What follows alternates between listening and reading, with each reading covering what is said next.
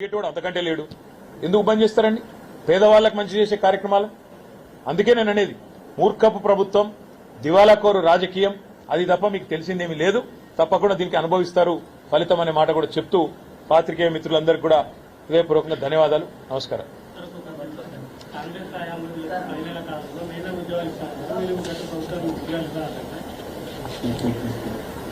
ఎట్లుందంటే బ్రదర్, ఇది నిన్న ముఖ్యమంత్రి చెప్పిండు, ఇన్నోవేటివ్ థింకింగ్ ఉండాలన్నట. ఇన్నోవేటివ్ థింకింగ్ అంటే ఏందో ఎరికేనా? ఇన్నోవేటివ్ థింకింగ్ అంటే మనం ఇయ్యని ఉద్యోగాలు మనం ఇచ్చినట్టు చెప్పుకోవడం ఇన్నోవేటివ్ థింకింగ్. మనం నోటిఫికేషన్ ఇచ్చింది లేదు, ఒక పరీక్ష పెట్టింది లేదు, కానీ 30,000 ఉద్యోగాలు నేను ఇచ్చినా ఉదరగొట్టుడు ఇన్నోవేటివ్ థింకింగ్. ఇంకొక మాట, ఇన్నోవేటివ్ థింకింగ్ అంటే అర్హత లేని బావమరిది గారికి 1137 కోట్ల కాంట్రాక్ట్ ఇచ్చుడు ఇన్నోవేటివ్ థింకింగ్. ఇదివరకేమో ప్రతిపక్షంలో ఉన్నప్పుడు ఉద్యోగాలు ఇవ్వలేదని తిట్టాలి, మళ్ళీ అవే ఉద్యోగాలకు మీరు వచ్చినాక కాయిదాలు ఇవ్వాలి, అది ఇన్నోవేటివ్ థింకింగ్. ప్రతిపక్షంలో ఉన్నప్పుడు మీరు డబుల్ బెడ్రూమ్ ఇల్లు కట్టలేదని తిట్టాలి, మళ్ళీ ఇవాళ అధికారంలోకి రాగానే కేసీఆర్ ఇచ్చిన 15,000 డబుల్ బెడ్రూమ్ ఇల్లు మనం ఇచ్చినామని చెప్పి మూసీ బాధితులకు అని చెప్పి వాళ్ళకి మళ్ళీ ఇచ్చి మనమే కట్టినట్టు 9 నెలల ఏదో పీకి పందిరేసినట్టు పోజులు కొట్టడం ఇన్నోవేటివ్ థింకింగ్.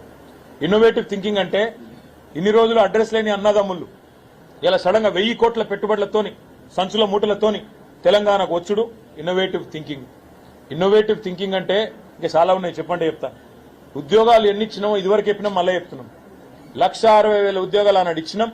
భారతదేశంలోనే ఏ ప్రభుత్వము ఏ రాష్ట్రం ఇయ్యనని ఉద్యోగాలు ఇచ్చినాం. కానీ మా తమ్ములకు చెప్పుకోవడంలో విఫలమైనాం, మా తమ్ముళ్లను చెల్లెళ్లను కన్విన్స్ చేసుకోవడంలో విఫలమైనాం. మా నాయకులం మేం ఫెయిల్ అయినాం, కేసీఆర్ గారు కాలే. మేం చెప్పలేకపోయినాం ప్రజలకు.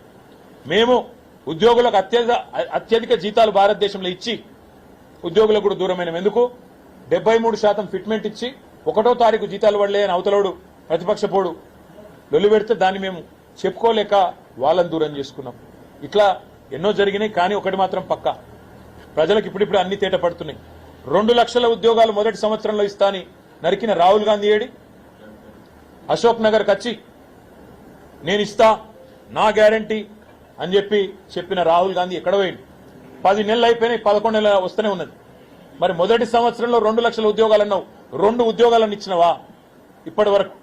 చెప్పమని చెప్పి నేను ముఖ్యమంత్రిని డిమాండ్ చేస్తా ఉన్నా. 2 లక్షల ఉద్యోగాలను మోసం చేసిన ఇద్దరికి ఉద్యోగాలు వచ్చినాయి. ఒకటి రాహుల్ గాంధీకి లీడర్ ఆఫ్ ఆపోజిషన్ అయిండు, రేవంత్ రెడ్డి ముఖ్యమంత్రి అయిండు. కానీ మిగతా 2 లక్షల ఉద్యోగాల సంగతి మాత్రం మర్చిపోయింది. ఇది పక్క.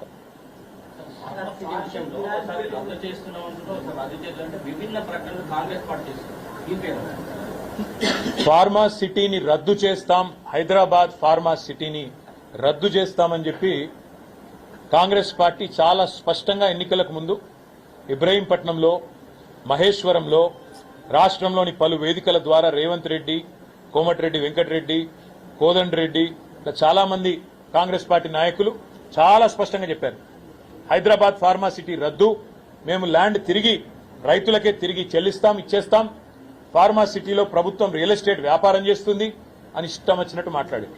నేను ఇవాళ ఈ ప్రభుత్వాన్ని అడుగుతా ఉన్నా, మీరే కదా ప్రభుత్వం వచ్చిన తర్వాత ఫార్మా సిటీ రద్దు అని శ్రీధర్ బాబు గారు మంత్రిగా ఆయన ప్రకటన చేసిండు, ముఖ్యమంత్రి గారు చెప్పినాడు ఫార్మా సిటీ రద్దు అని చెప్పినాడు, కోమటిరెడ్డి వెంకటరెడ్డి చెప్పినాడు ఫార్మా సిటీ రద్దు అని చెప్పి, ఈరోజు హైకోర్టులో ఆ రైతులు పోతే ఫార్మా సిటీ ఉన్నదా లేదా అని రైతులు పోతే ఇదే ప్రభుత్వం హైకోర్టులో నిన్న పిటిషన్ వేసింది, ఫార్మా సిటీ రద్దు కాలేదు, అట్లే ఉందని. నేను ఈ ప్రభుత్వాన్ని ఒకటే సూటిగా అడుగుతా ఉన్నా, ముఖ్యమంత్రి ఇవాళ రేపు ఏం మాట్లాడినా ఎక్కడ మాట్లాడినా ఉన్న సిటీ గురించి మాట్లాడతలేడు. Future city, AI city, 4th city అని మాట్లాడుతుంది. ముఖ్యమంత్రి రేవంత్ రెడ్డి చెప్పు, చేతనైతే నీ భాషలో చెప్పాలంటే మొగోడివైతే చెప్పు, 1 ఎకరం సేకరించినవా భూమి? భూసేకరణ చట్టం కింద నీ ప్రభుత్వం వచ్చినాక నువ్వు చెప్పే ఫ్యూచర్ సిటీ గాని, నువ్వు చెప్పే 4th సిటీ గాని, నువ్వు చెప్పే ఏఐ సిటీ గాని, నువ్వు చెప్పే జూ పార్క్ గాని 1 ఎకరం భూమి సేకరించినవా? మరి 1 ఎకరం భూమి సేకరించకపోతే అది మేము గతంలో ప్రతిపాదించిన హైదరాబాద్ ఫార్మా సిటీకి సంబంధించిన భూమి అయితే దాన్ని ఇతర అవసరాలకు ఎట్లా మళ్లిస్తావు? ఎట్లా నువ్వు న్యాయ వ్యవస్థని, న్యాయమూర్తులను తప్పుదో పట్టిస్తున్నావు?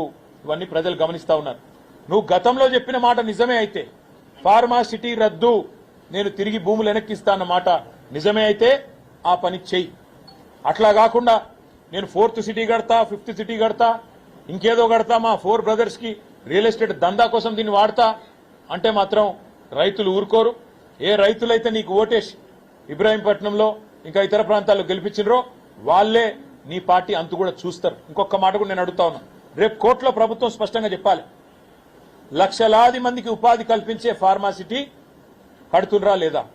రెండో మాట కూడా నేను అడుగుతా ఉన్నా, కోర్టు కూడా నోటీస్ చేయాలని చెప్పి కూడా నేను విజ్ఞప్తి చేస్తా ఉన్నా న్యాయమూర్తులకు.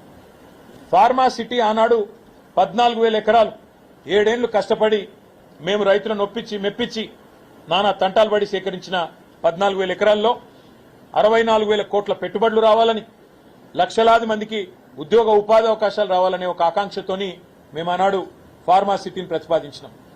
ఇవాళ నేను న్యాయమూర్తులను కూడా కోరుతా ఉన్నా, దయచేసి మీరు గమనించాలని చెప్పి కూడా వేడుకుంటా ఉన్నా. ఫార్మాసిటీ అనేది 14,000 ఎకరాలు మేము ఏదైతే సేకరించినామో అది కండిషనల్ ల్యాండ్ అక్విజిషన్. కండిషనల్ అంటే ఫార్మా కోసం మాత్రమే మేము తీసుకుంటున్నాము ఈ స్థలాన్ని అని చెప్పి ఆనాడు భూసేకరణ చట్టాన్ని స్పష్టంగా ఆ జీవోలోనే పేర్కొంటూ ఫార్మాసిటీ కోసం అని తీసుకున్నాం. ఇవాళ ఆ భూములను ఇతర అవసరాల కోసం, రియల్ ఎస్టేట్ దందాల కోసం, ఫ్యూచర్ సిటీ అనే డ్రామాల కోసం, 4th సిటీ అనే హంగామా కోసం, ఏఐ సిటీ అనే హడావిడి కోసం మళ్ళిచ్చి దానిలోకి 1,000 కోట్లు నొక్కేయాలనే ఆలోచన ఏదైతే ఈ ప్రభుత్వం చేస్తున్నదో ఇది రియల్ ఎస్టేట్ స్కాము. దీన్ని దయచేసి గౌరవ న్యాయమూర్తులు కూడా గమనించాలని చెప్పి కూడా నేను కోరుతా ఉన్నా. ఈ భూ దందాలను తప్పకుండా మేము కూడా బయట పెడతాము. సమయానుకూలంగా ఎవరెవరు ఇందులో జోక్యం చేసుకున్నారు, ఎట్లా జరుగుతున్నది, ఏం జరుగుతున్నదో కూడా చెప్తాం. కానీ ఫార్మాసిటీ విషయంలో మాత్రం ప్రభుత్వాన్ని నేను అడుగుతా ఉన్నా. అయితే ఒకటే ప్రశ్న, ఫార్మాసిటీ కొనసాగిస్తే 14,000 ఎకరాల్లో ఫార్మాసిటీ ఉండాలి, లేదా రద్దు చేస్తే మరి వెంటనే మీరు తిరిగి భూమి రైతులకు ఇవ్వాలని చెప్పి నేను డిమాండ్ చేస్తా ఉన్నా. తొందరలోనే మేము కూడా పార్టీలో ఈ విషయమై మొత్తంగా కూలంకషంగా చర్చించి ఒక నిర్ణయం కూడా తీసుకొని ఆ రైతులను కూడా అవసరమైతే కలవడానికి కూడా బయలుదేరుతామని చెప్పి కూడా నేను మీకు తెలియజేస్తాను.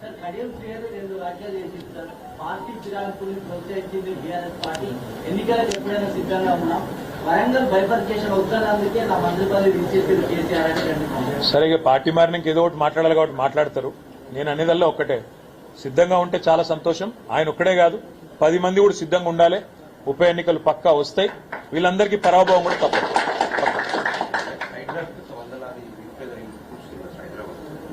హైదరాబాద్ లో ఇవాళ 1 కాదు 2 కాదు పేదవాళ్ల ఇల్లు ఎంత అరాచకం అంటే అసలు ప్రభుత్వంలో కుడి చేయి ఏం చేస్తుందో ఎడం చేయి తెలుస్తలేదు.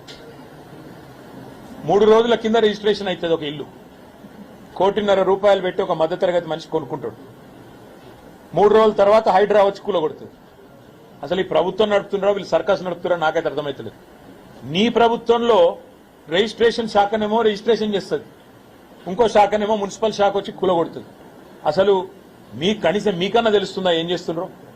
చిన్న పిల్ల వేదశ్రీ అనే పాప, 7 ఏళ్ల పాప, ఆమె అడుగుతున్నది, మా పుస్తకాలు తీసుకుంటామంటే కూడా మాకు టైం ఇవ్వలేదు, బల్మిట్కి నూకేసిండ్రు, మా అమ్మ నాయన పెట్రోల్ పోసుకుంటే కూడా గుంజుకపోయి పోలీసు వాళ్ళు తీసుకుపోయినరు, రేవంత్ సార్ చేయించిండు అని చెప్పి ఒక చిన్న పాప మాట్లాడుతున్నది. నేను ప్రభుత్వాన్ని అడుగుతున్నా, ఒక ప్రెగ్నెంట్ లేడీని కనికరం లేదు నీకు, ఒక చిన్న పాప అంటే కనికరం లేదు. నీ ప్రభుత్వమే చేసిన రిజిస్ట్రేషన్ అనే సోయి కూడా నీకు లేదు. మాజీ మంత్రి పేర్ని